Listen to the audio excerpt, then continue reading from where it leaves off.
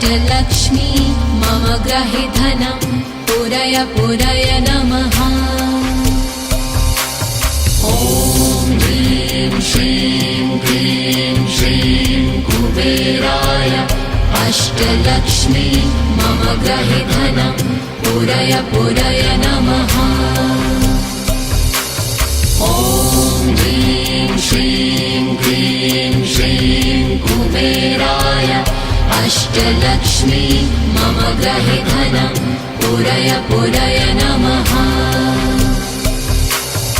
ॐ ह्रीं श्रीं क्लीं श्रीं कुबेराय अष्टलक्ष्मी मम ग्रहे धनं पुरय पुरय नमः।